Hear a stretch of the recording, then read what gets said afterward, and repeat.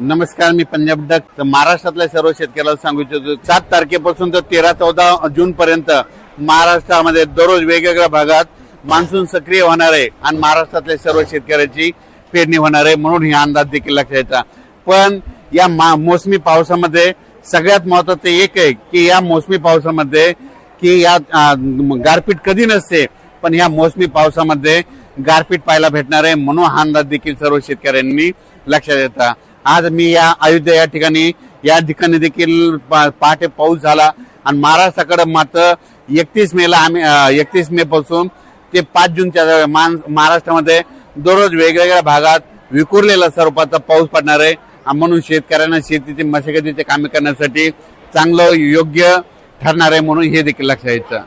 आता महाराष्ट्रामध्ये जे पाऊस येणार आहे ह्यामध्ये 31 पासून ते 5 जून 31 मे ते 5 जूनच्या दरम्यान याच्यामध्ये मात्र वादळ खूप राहणार आहे, विजेचं प्रमाण जास्त राहणार आहे, काही ठिकाणी गारपीट देखील होणार आहे, म्हणून हा अंदाज लक्षात घ्यायचा. हे पाऊस सर्वदूर नाही पडणार, पण भाग बदलत विखुरलेलं सर्वत्र पडणार आहे. म्हणून 6 जून पासून ते 12-13 जूनच्या दरम्यान जे मोसमी पाऊस आहे त्याच्यामध्ये त्या पावसामध्ये देखील खूप वाऱ्याचं प्रमाण असणार आहे, म्हणून हे देखील लक्षात घ्यायचं. तर तुम्हाला एक सांगतो, हे जे मोसमी पाऊस आहे ते काय होणार आहे, हळूहळू थोडा पुढं सरकत संपूर्ण महाराष्ट्र काय होईल 13-14 जून पर्यंत संपूर्ण महाराष्ट्रात दाखल होणार आहे. पण त्यानंतर काय होणार आहे, शेतकऱ्याची पेरणी मात्र 2-3 टप्प्यात होईल. जे गडबड करतील त्यांची ईदभर ज्यांच्याकडे ओल जाईल त्यांची पेरणी काय होईल 10 जून पर्यंत 10-12 जूनला पेरणी लागल, काही जणांची 15 ते 20 दरम्यान पेरणी लागल आणि त्याच्यामधून काही जर उरले तर 25 जून ते 30 जूनच्या दरम्यान त्यांची पेरणी लागल आणि त्याच्यामधून जर काही उरले तर 10 जुलै ते 15 जुलैमध्ये एक पाऊस पडणार आहे, त्यामध्ये त्या शेतकऱ्याची पेरणी होणार आहे. पण महाराष्ट्रामध्ये मात्र मान्सून येण्यासाठी खूप पोषक वातावरण आहे. फक्त 2 दिवस 29 आणि 30 2 दिवसात उष्णतेची तीव्र लाट राहणार आहे. 31 मे पासून राज्यातलं वातावरणात बदल होईल.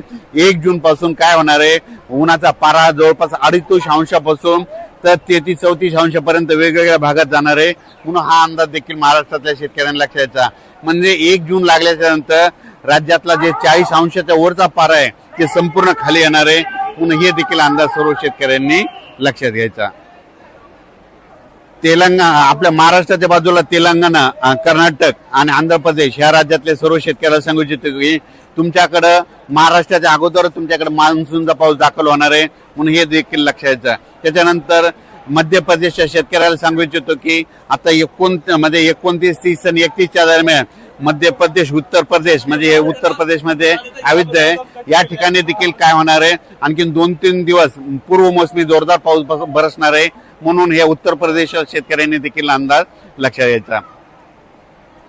महाराष्ट्रातल्या एक सर्व शेतकऱ्याला सांगू इच्छितो की महाराष्ट्रामध्ये जे मोसमी पाऊस येणार आहे त्या मोसमी पावसामध्ये गारपीट कधीच नसते, पण काय झालं, हे वाढतं तापमान, ग्लोबल वॉर्मिंग, पृथ्वीचं तापमान वाढल्यामुळं या मोसमी पावसात देखील महाराष्ट्रातल्या शेतकऱ्याला मात्र गारपीट पाहायला भेटणार आहे, म्हणून हा अंदाज लक्षात घ्यायचा. अचानक वातावरण बदल झाला तर उद्या एक लगेच विषय दिला जाईल. धन्यवाद.